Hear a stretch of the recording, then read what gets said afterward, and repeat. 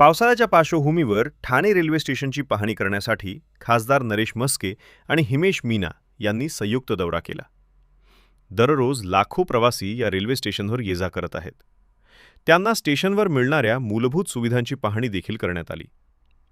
Platform क्रमांक 2 वरील one rupee clinic परिसरातून सुरू झालेल्या या दौऱ्यात प्लॅटफॉर्म 1 आणि 2 ची पाहणी करण्यात आली. त्यानंतर सुमारे 1 तास बैठक घेऊन विविध समस्यांवर सविस्तर चर्चा करण्यात आली.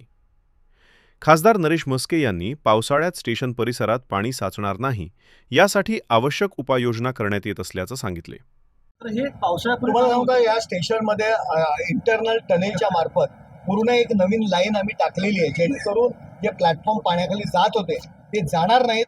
आणखी काही समस्या असतील, पाणी जिथे चोकअप होईल ते सुद्धा दूर केल्या जातील. आणि खूप मोठं ऐतिहासिक काम या ठिकाणी झालेलं आहे. प्लॅटफॉर्मच्या काय लाईन आहे त्याच्या खालून आपण एक पाईप टाकलेलं आहे, इंटरनल पुश हे करून, म्हणजे ट्रॅकला कुठेही धक्का न लावता, आणि त्याच्यामुळे जे काही पाणी साचणार आहे त्याचा तो प्रश्न दूर होईल. प्लॅटफॉर्म पाण्यामध्ये जातात यावर्षी आपण बघूया.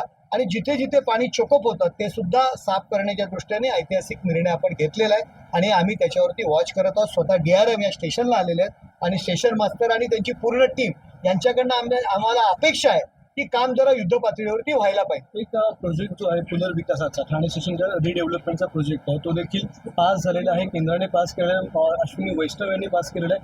अजून त्याचं काम या ठिकाणी सुद्धा दिसून येत नाही. काम दोन्ही बाजूनी काम सुरू आहे.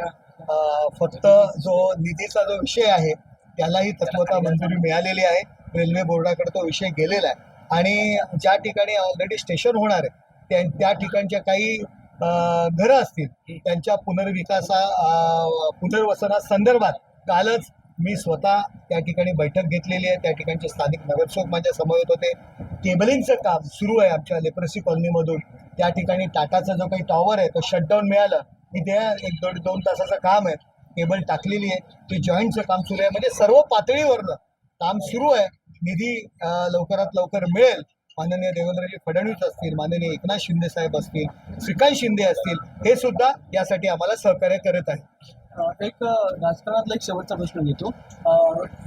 आष्टीकर असतील किंवा इतर जे 4 ते 5 खासदार आहेत ठाकरेंचे, त्यांचे गेल्या 3 ते 4 दिवसांमध्ये शिवसेनेच्या नेत्यांशी किंवा उपमुख्यमंत्र्यांशी भेटीगाठी वाढलेल्या आहेत. नेमकं काय सुरू आहे? ऑपरेशन टायगर पुन्हा सक्रिय झालं? सध्या या ठिकाणी मी 12 डब्यांची जी गाडी आहे, 15 डब्यांची गाडी कशी या स्टेशनला सगळ्या प्लॅटफॉर्मवरती येऊ शकेल, ती चालू शकेल, या संदर्भात चर्चा करण्याकरता आलेले आहेत. ही चर्चा आपण नंतर करू. शिवसेनेच्या खासदारांची गाडी पण वाढणार आहे म्हणजे? मी आता 12 डब्यांची गाडी आहे, आता 15 डब्यांची गाडी कशी या स्टेशनला जास्तीत जास्त थांबतील याविषयी आम्ही आजची बैठक आहे.